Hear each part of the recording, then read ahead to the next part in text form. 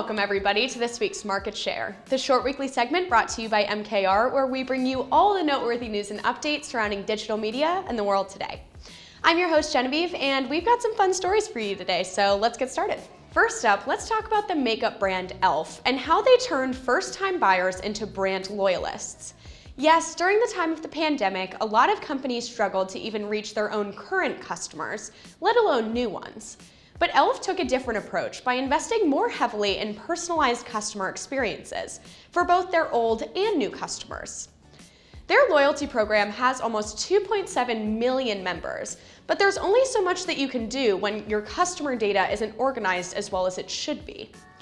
During the lockdown stage of the pandemic, e.l.f., who hasn't had a brick-and-mortar store since 2019, saw over a 60% spike in new customers. The more and more customers they got, the harder the data was to manage, which is where their new head of CRM came into play. Eventually, e.l.f. decided to go with Action IQ as a CDP partner. Since they didn't have to wait around for the data team to send them a report, the internal team could work with the platform themselves. So next up came the development of a retention strategy. How could they convince these people that have spent a lot of money with them to stay through email, text, and push engagement? In order to create a personalized customer journey, they had to understand how many times they visited the site, whether they're buying a color or skincare product, how often they're likely to come back to buy similar or complementary products. With all of the different touchpoints, from interacting with the site while shopping, calling a customer service representative, or even taking an online quiz, they could further understand and predict customer behavior and continue to build and test new products. So take a note from e.l.f. and figure out how you can build your own strategy to entice and keep those prospective customers. Next up, let's discuss LinkedIn and their new guide on the importance of employer branding in the post-COVID landscape. Effective employer branding looks different for everyone.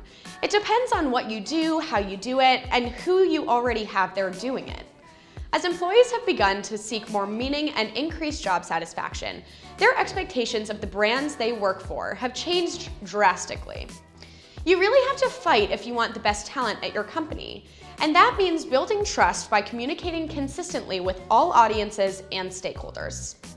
As part of this 11-page pocket guide, LinkedIn looks at what potential employees are looking for from employers, which crazily is what potential customers are also seeking. They want to align with businesses that share their own values. They need to feel a connection throughout digital buyer or candidate journeys. They need a sense of community even when they don't deal with you in person. And finally, they're seeking what all of us need as humans: reassurance and support.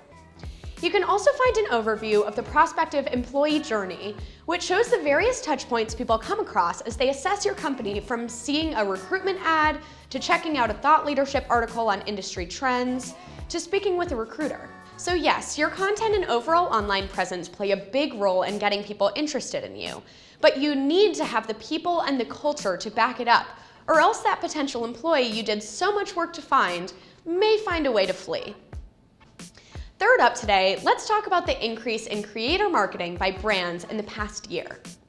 According to Creator IQ, 66% of brands have spent more in creator-driven marketing campaigns in the past year compared to previous years, and 52% noted that their creator marketing teams have expanded to support the increased spending in the area.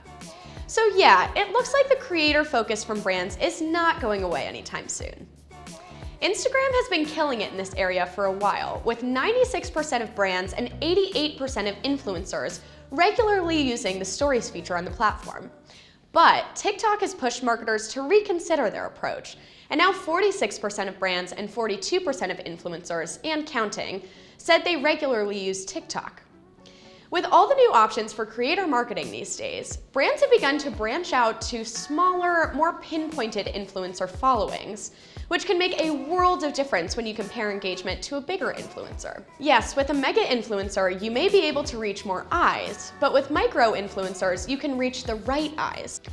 Nearly half of brands invest at least $100,000 annually on creator marketing, while 10% spend over $1 million. So you have to make sure you're putting your money in the right place. Different types of content ebb and flow in popularity, but right now, less polished, user-created content is the media style du jour, accounting for 39% of media hours versus the 61% for traditional studio content. The creator economy is growing and changing the marketing world, so make sure you set aside some time to research how you can make it work for your brand as the landscape is constantly evolving. Last up, as some of you may very well know, Facebook has started locking people out who didn't activate Facebook Protect, and some can't even get in if they did. At the beginning of March, users received an email that many thought had to be spam, saying that your account requires advanced security from Facebook Protect, which they could do easily lest they want to be locked out of their account. This Protect program was made for people who are more likely to be targeted by hackers, human rights defenders, journalists, and government officials to ensure the accounts are being monitored sufficiently. For many, last Thursday was doomsday, as they got locked out and did not encounter a friendly system to help them get back in. There have been a variety of complaints on Twitter and other social networking platforms that people are being locked out even if they did enable Facebook Protect, leading to tweets like this one. So Facebook, look out, you may have found yet another reason for people to leave your platform. That's all for this week's Market Share. I'm your host Genevieve, and I'll see you all next week. And I'm not dying this week. Yay. Saw over a 60% What? Spike. Oh my god. Sorry.